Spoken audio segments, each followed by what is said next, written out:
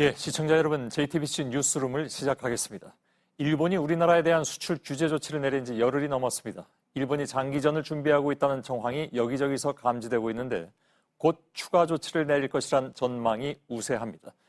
일본 정부는 무기 전용 가능성이 높은 품목을 분류해둔 이른바 워치리스트라는 것을 만들어둔 바 있습니다. 이 품목들이 수출 규제 우선 대상이 될 가능성이 큽니다. 이 리스트를 저희들이 분석을 해보니까 자동차나 항공기 분야, 또 광케이블이나 방탄복을 만드는 데 쓰이는 품목도 포함된 것으로 나타났습니다. 그러니까 일본이 규제 조치를 더하게 될 경우에 우리 산업 곳곳에 직접적인 영향을 줄 것으로 보입니다. 먼저 신진 기자의 보도입니다. 일본 정부가 만들어 놓은 이른바 워치리스트입니다. 무기 전용 가능성이 높은 품목을 골라놓은 겁니다.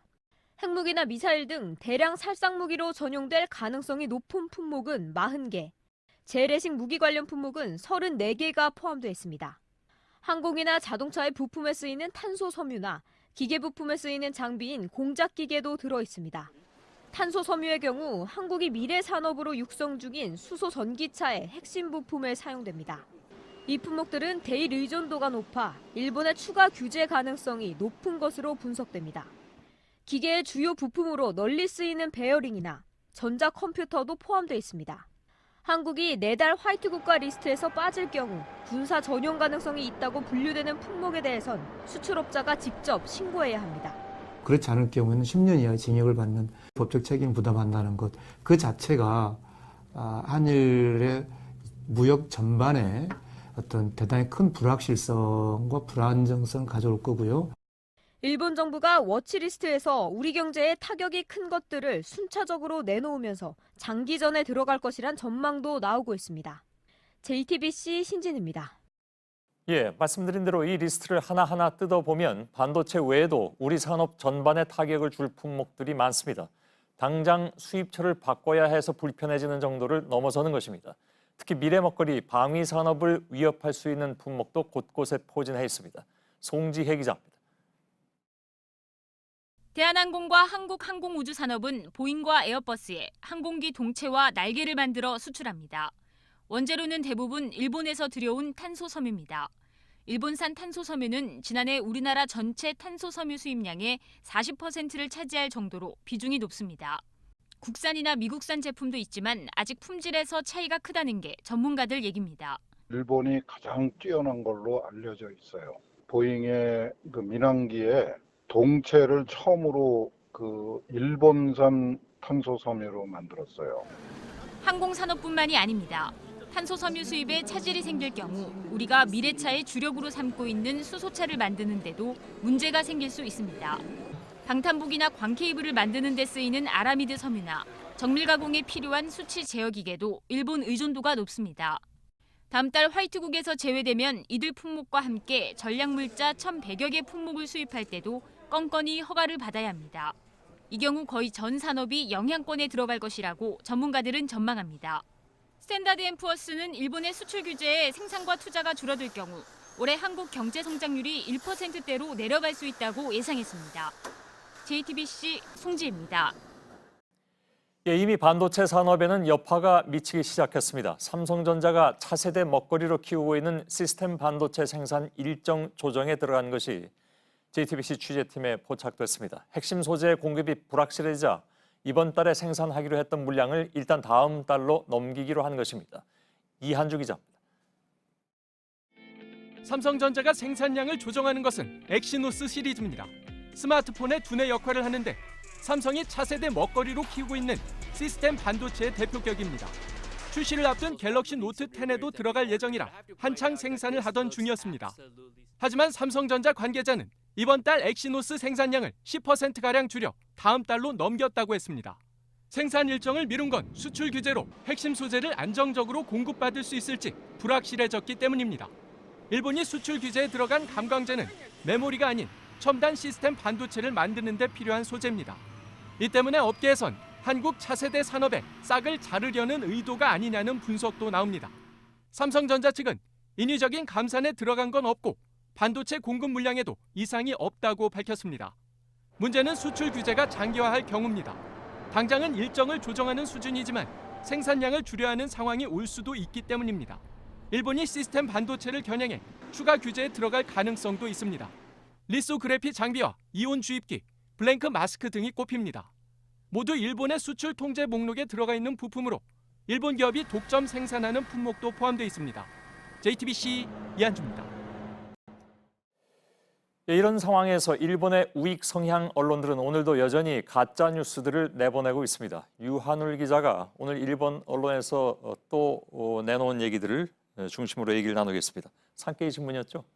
네, 그렇습니다. 일본 산케이 신문의 오늘 일면톱 기사입니다. 예. 한국 기업이 북한 우호 국가로 생물 화학 무기 등 대량 살상 무기 제조에 쓸 수 있는 물자를 보냈다는 내용입니다. 어제 후지TV 보도와 마찬가지로 대한민국의 전략 물자 관리가 이렇게나 허술하기 때문에 수출 규제가 필요하다는 논리입니다. 예.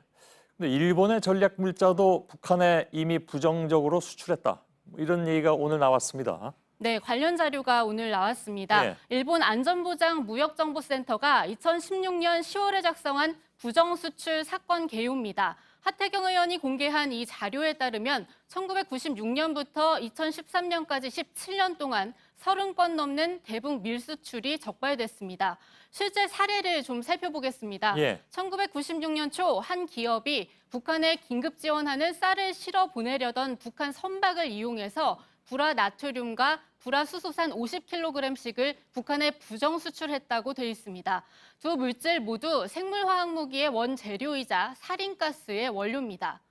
2003년 4월에는 핵무기 개발에 사용 가능한 부품이 태국을 경유해 북한으로 밀수출됐습니다. 일본은 북한으로 부정 수출된 일부 사례만 공개한 겁니다. 우리나라는 정부가 직접 관리하고 매년 집계를 내는데 일본은 관련 자료를 공개하지 않고 있습니다. 예. 자, 그러면 일본 말고 또 다른 나라도 이런 예가 있습니까? 네, 미국 사례를 좀 들어보겠습니다. 예. 미국 같은 경우에는 이 관련 자료를 공개합니다. 미국의 상무부 산업안보국에 따르면 2015년에서 2017년 사이 모두 불법 수출 228건이 적발됐습니다. 예. 일본의 논리대로라면 미국도 전략물자 관리에 실패한 셈이 되는 겁니다. 예. 미국이나 일본이나 다 비슷한 그런 상황이라는 얘기인데 그렇다면 이런 좀 뭐랄까요 부적절한 수출 사례는 어느 나라나 있을 수 있다 이런 얘기가 되는 거네요. 네, 맞습니다. 모든 나라를 확인하기는 힘든 일이지만 그럴 가능성이 큽니다. 예. 일단 기업들이 관련 정보를 잘 몰라서인데요. 정부 당국자 얘기를 직접 들어보겠습니다. 예. 적발되는 그 기업들 대다수는 중소기업들이고 이들 기업들이 이러한 전략물자 수출 통제 체제에 대한 이해가 부족하고 하기 때문에 모르고 수출하는 경우가 많습니다. 예.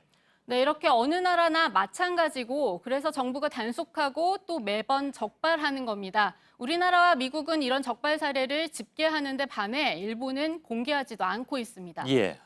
그렇군요. 알겠습니다. 유한울 기자였습니다. 수고했습니다. 일본의 수출 규제 조치에 맞서서 외교 안보 라인이 미국에 대한 전방위 설득 작업에 나서고 있습니다. 미국이 어떤 입장을 취하는지가 이번 사태에는 적잖이 영향을 미칠 수도 있는데 워싱턴 직접 연결하겠습니다. 임종주 특파원이 연결되어 있습니다. 자, 우선 김현종 청와대 국가안보실 2차장이 워싱턴에 도착했죠. 네, 김현종 차장은 한국 시각으로 오늘 새벽에 예고 없이 워싱턴 덜레스 공항에 도착했습니다. 김 차장의 말 먼저 들어보겠습니다. 예. 백악관 그리고 또 상하관 다양하게 좀 이제 만나서 한미 간의 이슈도 좀 논의할 게 많아서 출장 왔습니다. 일본의 그 대한 수출 규제 때문에 지금 우리가 미국이 좀 중재를 요청한다 이런 역할들을 하고 있는데요. 그 이슈도 논의할 겁니다. 네, 당연히. 예. 자, 그렇다면 누구를 만나서 어떻게 얘기를 할지 좀 더 구체적으로 나온 게 있는지요? 네, 김 차장의 백악관 쪽 상대인 찰스 쿠퍼먼 국가안보 부보좌관 등을 만나서 일본의 수출 규제 조치가 국제 무역 규범을 위반한 것이라는 점, 또 일본의 전략물자 북한 유출 주장은 전혀 근거가 없다는 점 등을 적극 설득할 것으로 보입니다. 예. 김현종 차장 외에도 다각도로 미국 정부 인사들을 접촉 중이라는 소식도 들어와 있는데 누가 누구를 만나고 있습니까? 네, 김희상 외교부 양자경제 외교국장도 한미 고위급 경제협의회 국장급 협의를 위해 워싱턴에 도착했습니다. 주한 미 대리대사를 지낸 마크 네퍼 동북아 담당 부차관보와도 따로 만나서 정부 입장을 설명할 예정입니다. 유명희 통상교섭본부장도 다음 주 미국에 옵니다. 또 아프리카 순방 중인 강경화 장관이 어젯밤 폼페이오 국무장관과 통화했습니다. 일본의 조치가 글로벌 공급 체계를 교란해 미국 기업에도 부정적 영향을 미칠 수 있고 한미일 3국 협력 측면에서도 바람직하지 않다는 점을 설명했다고 외교부는 밝혔습니다. 예, 근데 사실 중요한 것은 우리 정부의 입장에 미국이 공감할 것인가, 그리고 우리 측에 힘을 실어줄 것인가 하는 거 아니겠습니까? 지금까지의 분위기는 일단 어떻습니까? 네, JTBC가 지난 3일과 8일 두 차례에 걸쳐서 미 국무부의 입장을 요청해서 받은 바가 있습니다. 기본적으로 북한 문제를 포함해 영내 도전에 대응하기 위한 양자 관계와 한미일 3국 협력이 필수적이라는 원론적 입장에는 변화가 없었습니다. 트럼프 대통령도 이번 사안과 관련해 어떤 입장도 내놓지 않고 있습니다. 예. 일본 쪽에서는 이미 미국 쪽에 이를테면 뭐 허가를 받았다 이런 얘기까지도 지금 나오고 있는 상황이어서 그래서 미국이 어떤 입장을 보일 것인가가 아무래도 좀 궁금하지 않을 수가 없는데 그렇다면 지금까지의 상황을 보면 미국을 움직이는데 어느 정도 효과가 있겠는가 하는 문제에 있어서는 회의적인 시각이 나올 수도 있겠네요. 네, 강경화 장관의 전화에 대한 폼페이오 장관의 반응도 이해를 표명했다는 원론적 수준이었습니다. 외교 소식통은 미국이 중재를 하겠다고 나선다는 건 어렵다면서 다만 우호적인 여건 조성에 목적이 있다고 덧붙였습니다. 또 이미 오래전부터 아베 정부가 치밀하게 미국과 사전 교감을 해왔기 때문에 지금 와서 미국이 갑자기 입장을 바꾸기는 쉽지 않아 보인다는 전망도 나오고 있습니다. 다만 청와대 측은 우리 정부 관계자들이 단순히 부탁하러 워싱턴에 가는 게 아니고 서로 주고받을 내용이 있다는 입장입니다. 예. 일단 김현종 차장 등의 워싱턴 행보와 방미 결과를 좀 더 지켜봐야 할 것으로 보입니다. 알겠습니다. 임종주 워싱턴 특파원이었습니다. 아베 정부가 우리나라 보수 매체에 확인되지 않은 기사를 수출 규제의 근거로 삼고 있다는 사실을 어제 보도해드린 바가 있습니다. 청와대는 오늘 이와 같은 현상은 양국 우호 관계에 바람직하지 않다는 입장을 내놓았습니다. 이낙연 총리도 개탄스럽다고 했습니다. 안의근 기자의 보도입니다. 지난 5월 조선일보가 우리나라에서 전략물자 불법 수출이 3배나 늘었다고 보도한 기사입니다. 전략물자가 북한으로 흘러 들어갔을 가능성까지 언급했습니다. 오노데라 일본 자민당 안보조사회장은 최근 이 기사를 인용해 한국의 불법 유출이 급증했다고 말했고 일부 일본 언론 역시 이를 대대적으로 보도했습니다. 청와대는 강하게 반발했습니다. 청와대 핵심 관계자는 일본에서 나오고 있는 발언들이 확인되지 않는 것들이 있었다면서 불화수소도 그랬고 어제 나온 일본의 밀수출과 관련된 조선일보의 5월달 기사 인용한 것도 그렇다고 말했습니다. 이어 이를 대북 제재와 연결하는 발언들을 보면 양국 우호와 안보협력 관계에도 결코 바람직하지 않다고 강조했습니다. 이낙연 총리도 개탄스럽다고 비판했습니다. 일본 측이 근거로 삼았던 자료가 국내의 불확실한 보도 또는 정치권의 유출에 의한 것이었다고 하는데요. 참으로 개탄스럽다고 생각합니다. 우리나라 보수 언론과 정치권이 근거 없는 주장을 내놓고 또 일본 언론과 정치 지도자들이 이를 악용하는 현상에 대해 강한 유감을 표시한 겁니다. 이 총리는 일본 정부가 경제 보복을 정당화하기 위해 근거 없는 안보 자료까지 활용하는 건 한미일 안보를 흔들 수도 있다고 우려했습니다. JTBC 안의근입니다.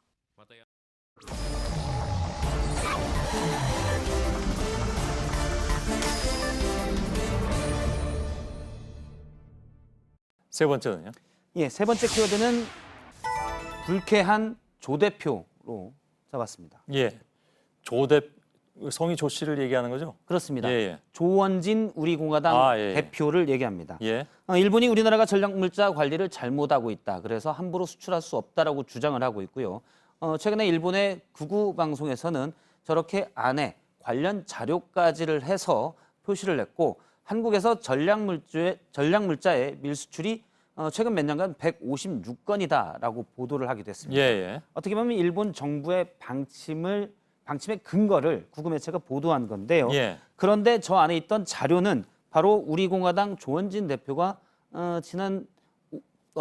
정부로부터 받은 자료고 그 자료는 조선일보에 지난 5월에 보도가 된 바 있습니다. 예. 조선일보는 당시 저 자료를 바탕으로 대량 살상 무기로 전용 가능하다고까지 언급했고요.